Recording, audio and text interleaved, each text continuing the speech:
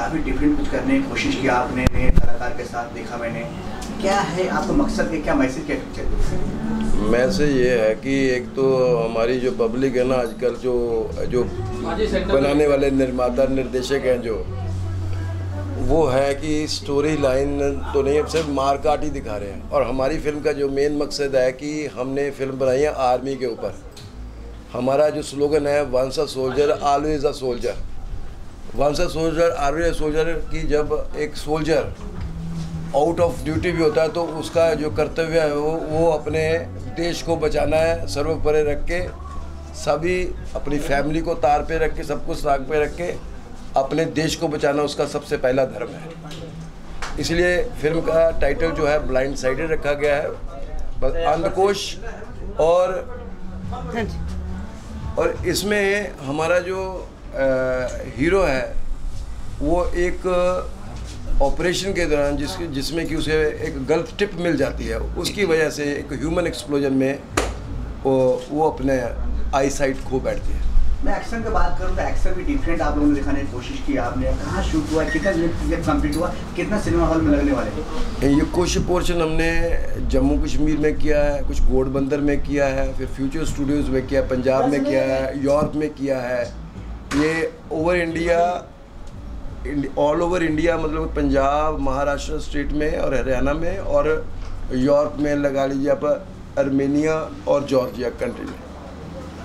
Title name है जो picture के है, किस तरह आपने सोचा, कैसे नाम रखा गया? एक्चुअली पहले हमारा टाइटल था राजदार। राजदार क्या है कि टाइटल हमें कि रिन्यू का इन्होंने हमें कोई नोटिफिकेशन नहीं निकाला इम्पा वालों ने, और राजदार टाइटल हमारे हाथ से निकल गया। इसलिए ब्लाइंड साइडेड हमारे लिए एक अच्छा ऑप्शन था, और ब्लाइंड साइडेड हमारे हीरो के ऊपर एक सटीक बैठता है।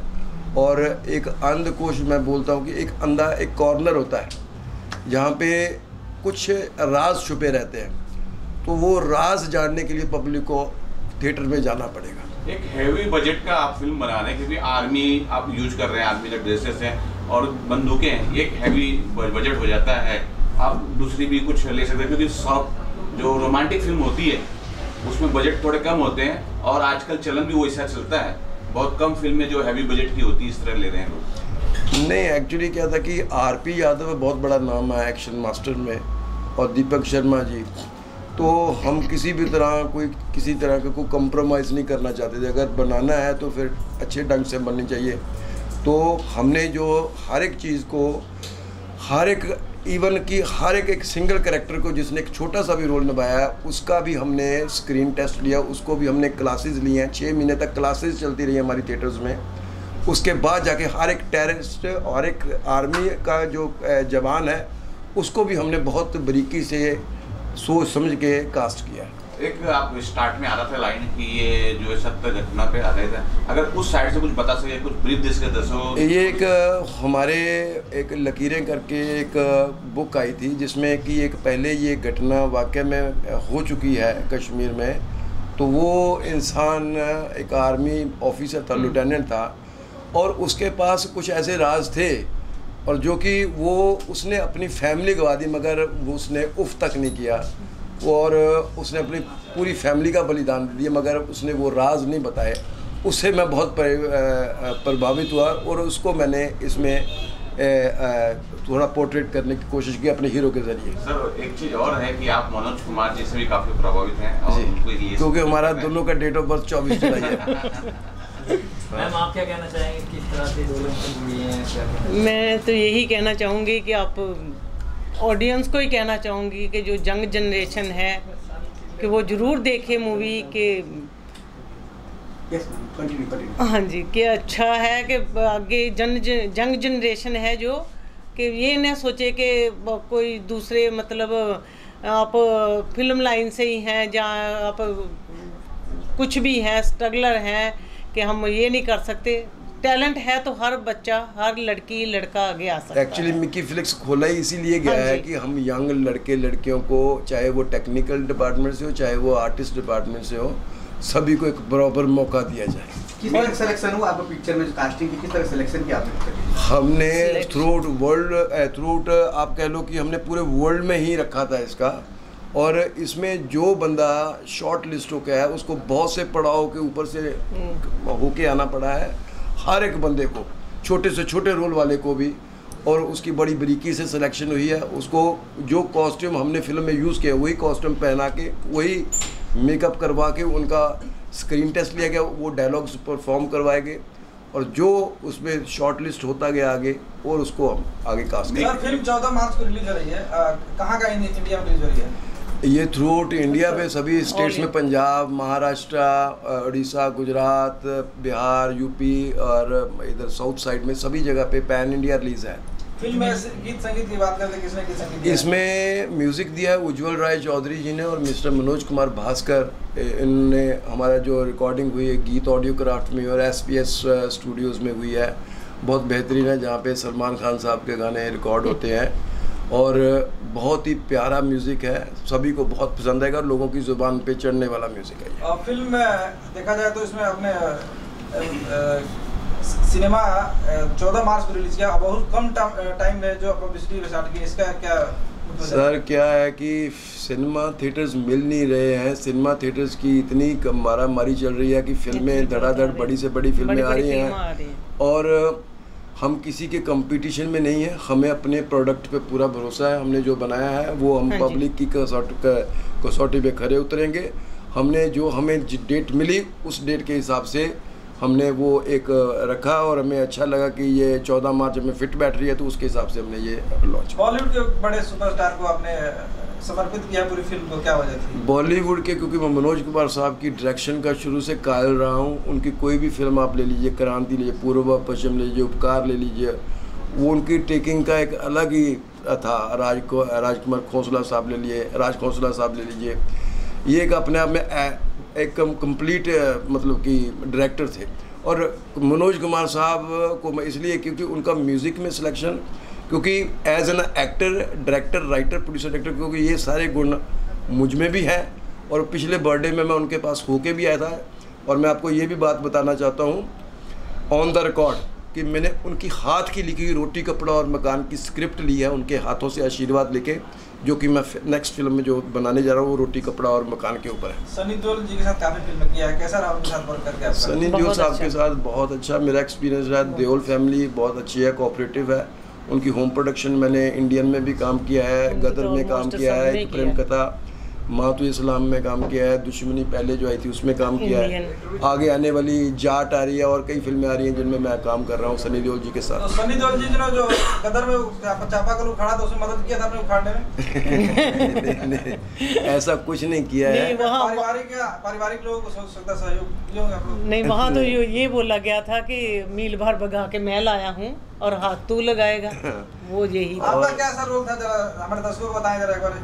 गदर में एक्चुअली पहले तो मेरा जो था रोल वो जो अपने अमीषा पटेल के शौहर का रोल था, मगर किसी कारणवश मैं बोलना नहीं चाहता, तो अनिल शर्मा जी के कुछ रिलेशंस में से कुछ आ गया था, तो हमारे रोल की अदला बदली हो गई थी। तो इसलिए मैं रोल को कोई छोटा बड़ा नहीं समझता, जो रोल मिले उसे बाखूबी निभाना चाहिए। जो कि राज कपूर साहब ने कहा है, एक भंगी का रोल भी निभाना हो ना तो झाड़ू मारना आना चाहिए। क्या बात है। आपका मेहनत तले अब क्या क्या आने वाला है आपके हाथ मेहनत तले? हाँ जी, आपके प्रोडक्शन हाउस से और कुछ फिल्में बन रही है? हमारे प्रोडक्शन में अभी 4 फिल्में कतार में हैं, जो कि नेक्स्ट फिल्म जो आ रही है वो पंजाबी फिल्म है, जो कि एक 2 भाइयों कहानी है, जो डिवीज़न के वक्त एक इधर आ जाता है और एक पाकिस्तान में रह जाता है। ये 1947 का। हाँ, इस फिल्म में आपने जैसे सनी देओल के साथ बड़े बड़े हीरो के साथ काम किया है, तो किसी बड़े सुपरस्टार को कास्ट क्यों नहीं किया, अपने बेटों को क्यों कास्ट किया? देखिए सर, जब एक बड़े स्टार को लिया जाता ना, वो एक बड़े सफ़ेद हाथी को पालने वाली बात हो जाती है। उनके साथ फिर 20-20, 25-25 लोग चलते हैं। मैं नहीं चाहता था कि अगर कोई हम शॉट हमारा रेडी है तो हम जाएं और वो उन पे मसरूफ़ हों, उनके साथ 20 लोग और आके मीटिंग में बैठे हों। मैं चाहता था कि मेरी फिल्म टाइम पे ख़त्म हो।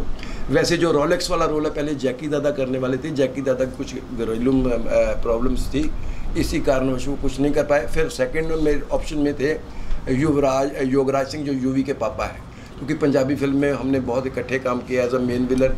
वो मेरे फादर की भूमिका भी निभा चुके हैं। तो वो ऑस्ट्रेलिया में किसी काम की वजह से मसरूफ़ थे, तो वो ऑन टाइम आ नहीं सके। तो फिर मेरी वाइफ ने कहा कि आपको ही जंप करना पड़ेगा, तो मेरे लिए फिर बहुत बड़ा चैलेंज हो गया।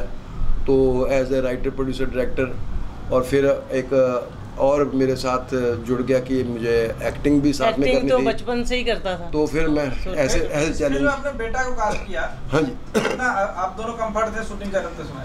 नहीं सर, इतना कंफर्ट जोन में तो नहीं था। जब एक्शन में हम आते थे दोनों आमने सामने, तो बहुत दर्द होता जब मैं अपने बेटे को मारता था। मगर रियल में मारते थे क्या? रियल में तो कई बार तो रियल रियल में ठुड्डे भी पड़ते थे, और वो ठुड्डे वो वहाँ पे नहीं पड़ते थे, यहाँ पड़ते थे। और कई बार मैं वहाँ पे चुप होकर एक साइड पे कॉर्नर पे जाके 2 आंसू बहा लेता था। मगर मैं अपने बेटे को भी बोला, बेटा अब हमारी परीक्षा का टाइम है, हमें एग्ज़ाम में बेहतरीन नंबर लेके आने हैं। तो उसने अपना काम निभाया, मैंने अपना काम निभाया, बस। मैडम आप अपने बारे में बताएं, आप इस फिल्म में कैसे जुड़ी हैं? मैं जुड़ी क्या, मुझे जोड़ दिया गया। नमस्कार एक तो सबको। जुड़ी समझो कि जहाँ कैसे भी, और इनके बिना हो ही नहीं सकता। मेरे बिना तो कुछ नहीं। सबको टाइम पे मेरा था कि इनका सेट पे एज अ माँ का रोल था। सबको खाना पूछना, सबको ये सब ठीक ठाक है, सबको हर एक चीज़ को हल्लाशेरी देना, और सारे क्रू को एक साथ बांध के रखना। इनका ये ड्यूटी बहुत बड़ी थी जो इन्होंने बाखूब निभाई है। दर्शकों से कुछ अपील करना चाहेंगे? मैं दर्शकों से ये अपील करना चाहूँगा कि आप नए डायरेक्टर, प्रोड्यूसरों को भी आप मौका दीजिए। हम आपके लिए कुछ एक नया चीज़ लेके, आउट ऑफ द बॉक्स है ये फिल्म। आप देखेंगे तो आपको मालूम चलेगा। ये फिल्म एक अलग ही जॉन की है, इसमें एक्शन, थ्रिल, इमोशन सब कुछ है। 1-2 सीक्वेंस तो ऐसे आएंगे कि पब्लिक रो डालेगी फिल्म में। और फिल्म में ये पैसा वसूल फिल्म है। As a audience point of view से बोल रहा हूँ।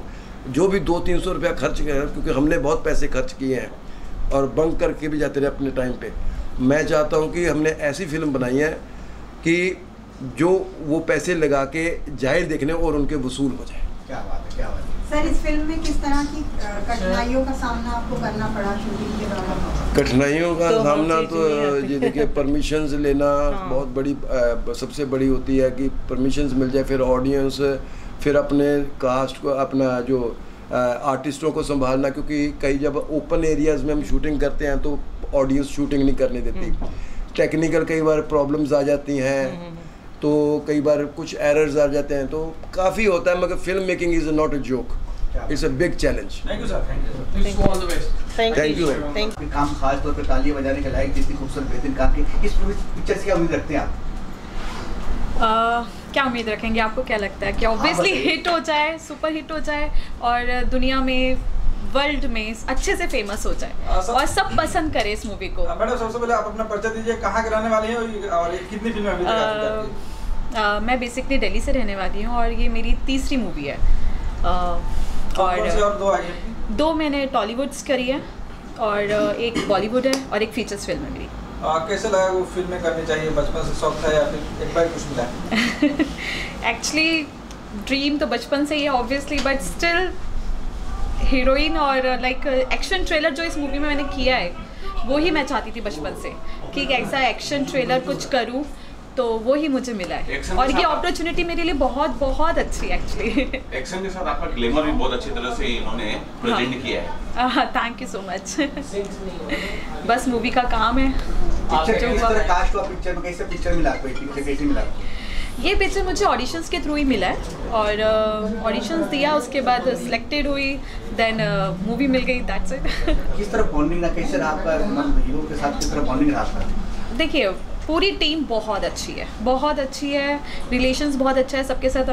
प्रोड्यूसर मैम और हीरो को एक्टर जो भी बाहर है अभी अनफॉर्चुनेटली नहीं है यहाँ पे, सबके साथ बहुत मजा आया काम करके। ज़्यादातर कहाँ शूट हुए हैं? इंडिया?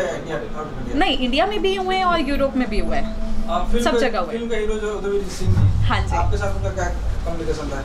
बहुत अच्छा था, बहुत अच्छा लगा उनके साथ मुझे काम करके, और दे इट्स अ बेहतरीन एक्टर, आई गेस हम कह सकते हैं। आपके किरदार के लिए आपको किस तरह की तैयारी करनी पड़ी? यार इसमें मुझे बहुत एक्शन करना पड़ा, जिसमें मैं बहुत इंजर्ड हुई हूँ, बहुत मेहनत लगी मेरी, ये कह सकते हैं। बहुत इंजर्ड हुई हूँ ड्यूरिंग शूटिंग, ड्यूरिंग प्रैक्टिस, बहुत प्रैक्टिस करी है हमने, और वो आपको मूवी में पता चल जाएगा कितनी प्रैक्टिस करी है एक्चुअली। केडी संधू जी फिल्म के डायरेक्टर हैं, प्रोड्यूसर हैं, राइटर हैं। हाँ जी। उनके बारे में क्या कहना चाहेंगे? सर ने ये अपॉर्चुनिटी हमें दी और थैंक्स टू सर ऑब्वियसली, और पूरी टीम मुझे बहुत अच्छी लगी। सर का नेचर बहुत अच्छा है। सर ने मतलब ये मूवी बहुत ही दिल से बनाई है और उन्होंने डायरेक्ट भी की है, प्रोड्यूस भी की है, तो ऑब्वियसली बहुत अच्छी बनी है। That's it. मैडम आप क्या कहना चाहेंगे? अपना बारे में बताएं पहले। जी, मेरा नाम चित्रा शर्मा है और मैं भी दिल्ली से रहने वाली हूँ। तो मैं आपको बस ये बताना चाहती हूँ कि ये जो मूवी है हम लोगों की पूरी जान लगी है इसमें, तो आप समझ सकते हैं कि हमने इतनी मेहनत की है और मैम ने भी काफ़ी मेहनत की है इसमें। एक्शन है, थ्रिलर है, ड्रामा है, एवरीथिंग, आपको सारी सिचुएशंस देखने को मिलेंगी। और मैं आपको ये बताना चाहती हूँ, ये मेरी फ़र्स्ट मूवी है। उससे पहले मैंने वेब सीरीज़ की हैं और एड्स किए हैं। तो केडी संधू जी ने मुझे ये ऑफ़र दिया कि आप करेंगे ये मूवी, तो I am very excited to do this movie. तो आज जो है मैंने मूवी करने के बाद मुझे बहुत अच्छा लग रहा है। इसका ट्रेलर देखा मैंने, तो अभी अगर आप भी ये पिक्चर देखेंगे तो आपको भी समझ में आएगा कि हमने कितनी मेहनत के साथ ये पूरा काम किया है। तो आई एम श्योर कि आपको भी ये मूवी पसंद आएगी। फिल्म के संगीत कैसा है, आपको कैसा लगा? मुझे बहुत अच्छा लगा, इसका संगीत भी और म्यूज़िक भी, एवरीथिंग जो भी है हमारे संधू सर ने किया है साथ में। Everything is perfect, everything is perfect, सारी चीज़ें एकदम से परफेक्ट हैं। तो आपको देखेंगे तो आप खुद पता चला जाएगा। क्या उम्मीद करते हैं दर्शकों, कुछ कहना चाहेंगे? क्या ही बोल सकते हैं यार, बस आप लोगों के हाथ में। आप लोग प्लीज जाइए, सपोर्ट हमें कीजिए, पसंद थोड़ा सा कीजिए, प्यार कीजिए, ये मूवी के लिए सपोर्ट कीजिए और आप देखेंगे तो और भी लोगों को दिखाएंगे ऑफ कोर्स। तो बस यही कहना चाहते हैं कि हमें अप्रिशिएशन मिले आप लोगों से। Thank you sir. Thank you so much. जी बोलिए। तो प्लीज़ सपोर्ट कीजिए, प्यार दीजिए और अपने सारी फैमिलीज़ को साथ लेके जाइए, क्योंकि ये फैमिली मूवीज़ है, ठीक है। And happy Holi guys, happy Holi. तो इस होली पे ही हमारी पिक्चर रिलीज़ हो रही है और मैं चाहती हूँ कि आप सब अपनी फैमिली के साथ इसको एंजॉय करें। Happy Holi from my side. Holi के शुभ अवसर पे हमारी फिल्म आ रही है 14 तारीख को और हमारी तमाम दर्शकों को बहुत सारी शुभकामनाएं। और होली के साथ आप हमारी फिल्म को एंजॉय करें, देखें। हमारी यही आप लोगों से विनती है ना। बहुत बहुत हैप्पी होली। सर आपका क्या किरदार है फिल्म में? मैं फिल्म में एक आर्मी डॉक्टर हूँ और छोटा सा ही रोल है, बट बहुत इम्पोर्टेंट है। बहुत इम्पोर्टेंट है। डॉक्टर बनना आपको? नहीं, अब मेरी उम्र नहीं रही कुछ और करने की। आपके बाजू में तो इन्होंने खड़ी इन दोनों का इलाज करना है। बस इनको कभी मैं डायरेक्ट करूँगा क्योंकि मेरा बैकग्राउंड डायरेक्शन का है। मैं फिरोज खान का चीफ असिस्टेंट रह चुका हूँ और 2017 से ही एक्टिंग कर रहा हूँ। यूपी फाइल्स में मैं गैंगस्टर का रोल किया था मैंने, वो कट गया। और एक मराठी फिल्म आ चुकी है दंगा, और ये तीसरी फिल्म आएगी और 2 मेरी फिल्में आने वाली और हैं, जिसमें 7/11 मुंबई ट्रेन ब्लास्ट है और है। लेकिन केडी संधू साहब एक पैशनेट और फिल्म बनाने का जुनूनी आदमी है। और बहुत ही जुनून के साथ, बहुत ही इंटरेस्ट के साथ, पैशन के साथ उन्होंने फिल्म बनाया है। इसको लिखा भी है, डायरेक्ट भी किया है, प्रोड्यूस भी किया है और पोस्ट प्रोडक्शन के आखिरी फ्रेम तक वो मतलब इसमें मेहनत करते रहे हैं। और ऐसे जुनूनी आदमी को मैं चाहता हूँ कि फिल्म को सफलता मिले और वो और भी फिल्में बनाएं जो दर्शकों के सपोर्ट के बगैर नहीं हो सकता। जी, थैंक यू सो मच।